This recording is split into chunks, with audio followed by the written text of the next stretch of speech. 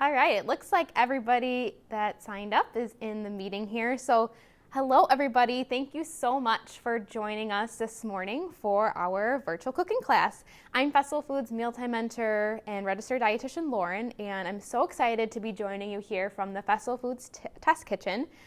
Today we are going to be making our sushi two ways, which hopefully you have your recipe and your equipment list handy and you're able to get all your groceries from the grocery list. So a couple of housekeeping items before we jump into cooking. So each of your microphones will be muted throughout the class. However, if you have questions or comments, we definitely want to hear from you. So please use the Q&A function, which you'll find a button there at the bottom. Please use that instead of the chat function so that we can more easily track the questions that are coming in and make sure that all of our participants can see the responses to those questions. We also have Jenny and Casey here, our other two mealtime mentors that are going to be managing the Q&A and answering your questions throughout class, so they are here as well. If you are taking this class on demand, please reach out to us using the askfestivaldietitians.com feature on our website. All right, so I think we are ready to get started. So as I mentioned, today we're making sushi two different ways, I should say. The first type of sushi we're going to make is a banana sushi, and the second type is a turkey and cheese sushi. So the equipment that you need, hopefully you were able to get out everything and get your workspace all set up with your ingredients and equipment. This will just help create a little bit less stressful environment when we have everything set up. I know that really helps me in my kitchen when I'm cooking. Also, before we get started cooking, hopefully you have washed your hands. I have already done that. If you have not, please go quickly just wash your hands. When washing our hands, this is definitely something that we want to instill in kids as well when we're in the kitchen. But we want to wet our hands with clean running water, turn off the tap, apply soap, lather and rub our hands together really, really well for about 20 seconds, and then rinse our hands with clean water. After that, we are ready to get cooking. So we're going to start with that banana sushi. So hopefully you have your ingredients out for that. So what we're going to do is we're going to take one of our bananas. Now in the recipe, this is for one serving. Obviously you can make many, many more servings with more bananas and more ingredients. But we're going to take our banana and take it out of the peel. It also helps for this recipe if you use a little bit slightly underripe banana. It might be a little bit easier to handle than a super ripe banana, which can tend to be a little bit more mushy. So we have our banana.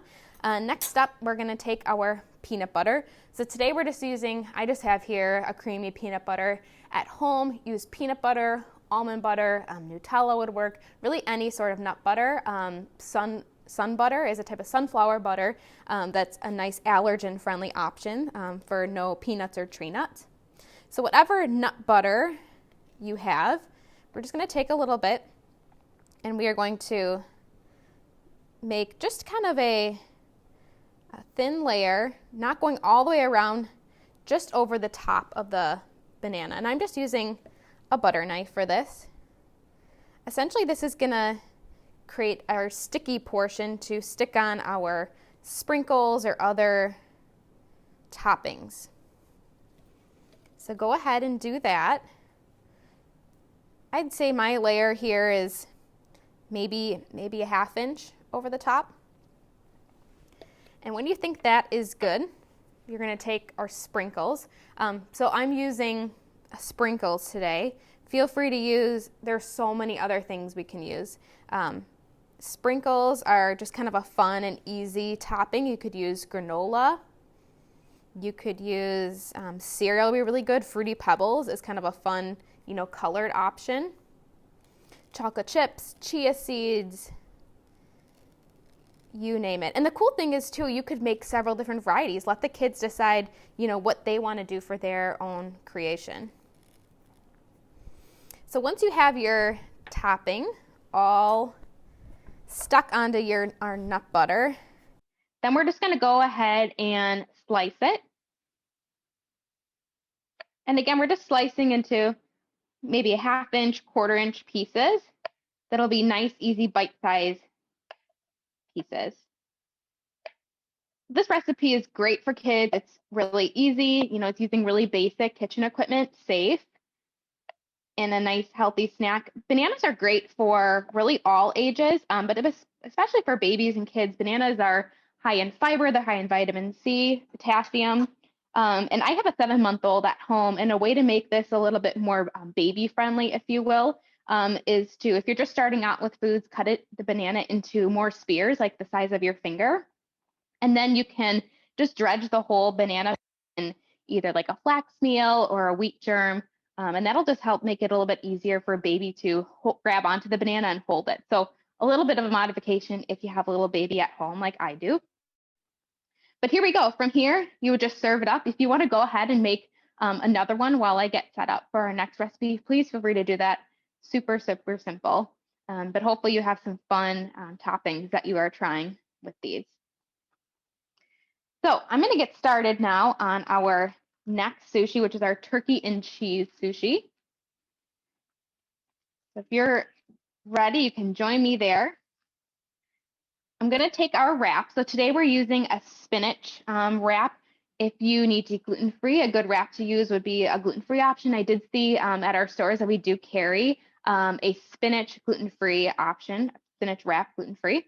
You can also use, we have cheese wraps in our frozen dairy area, which would be another good gluten-free option. So from here, we need to get our round wrap into a square. So you can use a chef's knife, a pizza cutter if you have that in your kitchen, which I'm assuming all of you do, but if it's handy, if you want to grab that, that's actually also really easy to use. And I'm just going to take that pizza cutter and just slice off just one edge. So I have a nice flat line. Go ahead and do that all the way around so we get that square that we're looking for. This will make it easier to roll up into our sushi roll shape. So once you have your square, this is my not perfectly symmetrical square. What we're going to do is lay it down. The next step is grabbing your butter knife and your cream cheese. We're going to take a little bit of that cream cheese, and at the very top, so the side that's furthest from you, we're going to do a nice layer here, maybe about a 1/2 inch of cream cheese. What this is going to do is it's going to help seal our roll to make sure that it stays all rolled up and doesn't come apart. So it's kind of acting like our sticky ingredient. So once you have that nice layer, make sure we have enough just so that it does stick well.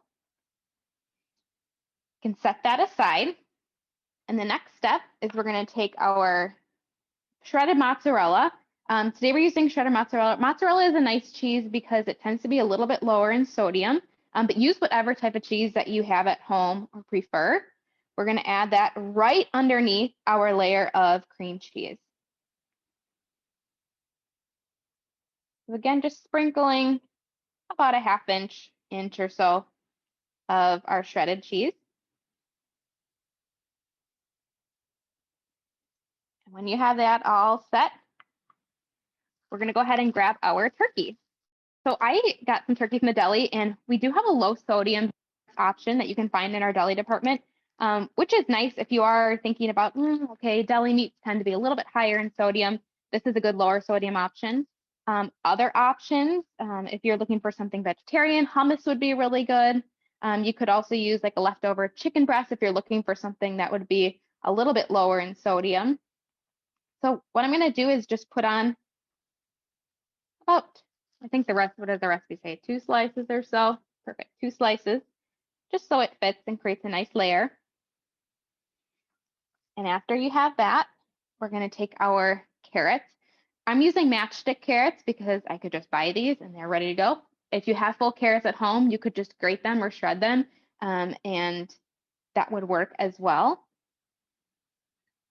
And I'm just going to put our carrots directly over our turkey or whatever type of deli meat or protein option that you're using in this recipe.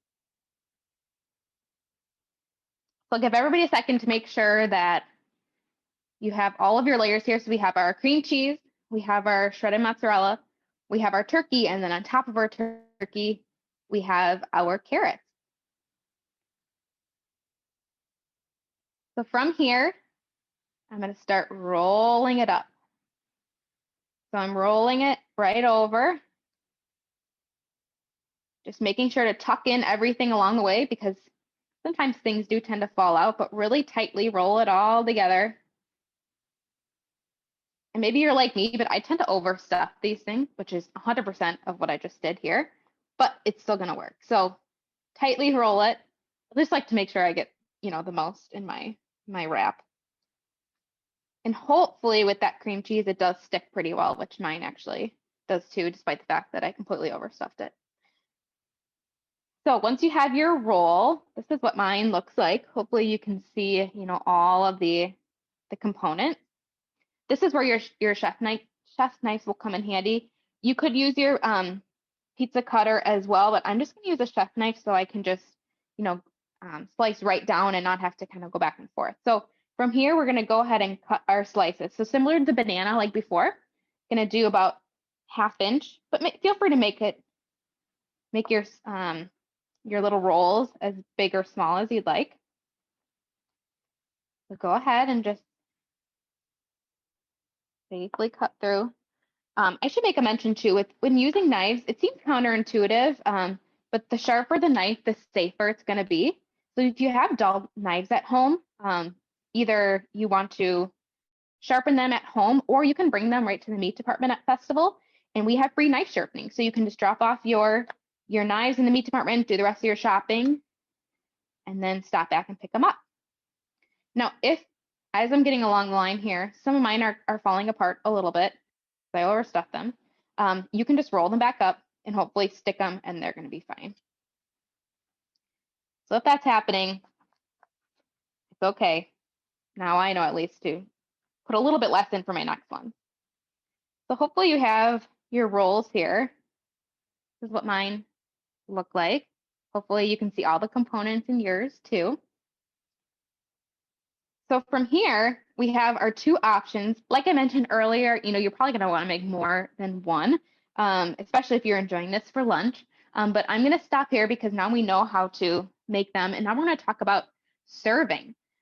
So when we're serving these, obviously you can use a fork, but chopsticks are also kind of a fun activity to, again, just make this more of an experience for kids, getting in the kitchen and cooking. And just trying something new. And kids in the kitchen, we know that when kids are involved in the food preparation process and maybe picking out the meal, they're definitely going to be more likely to try the food that they're making. And it could also help them expand their palate.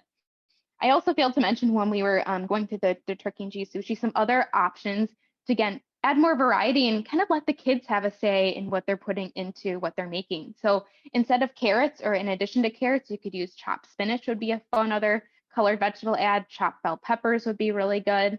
You could also use veggie noodles. Those would stick in here really nicely since they're all kind of spiralized, which would be another good option. We carry zucchini noodles, butternut squash noodles, all in our produce department. So that might be something kind of fun to try for next time.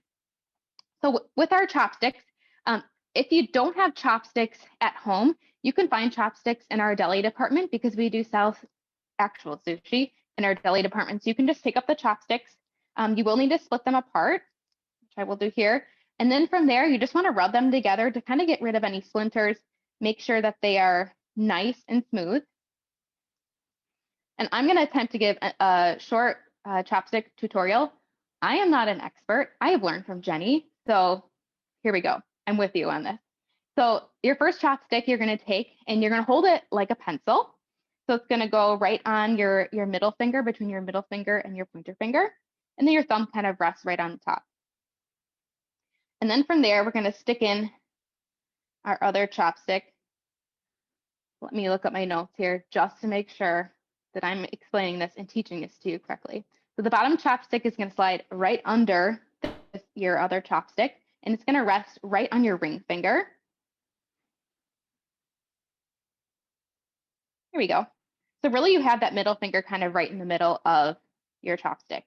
And then from there, you use your pointer finger to really control it. So the top chopstick moves, the bottom chopstick does not move.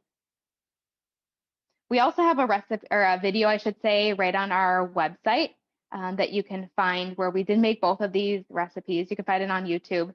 And we do go through a little bit more of a longer chopstick tutorial if you're looking for more information. But something fun to do with the kids and try the sushi. So I'm going to give you time now to hopefully at home make a couple more batches of this recipe, eat it for lunch, have fun with the kids in the kitchen. So just want to thank you so much for joining our class today. We hope you had fun, learned hopefully just a couple tips and tricks throughout the class. Whether you're taking this class live or on demand, you will be receiving a post-class survey to the email address you provided at registration.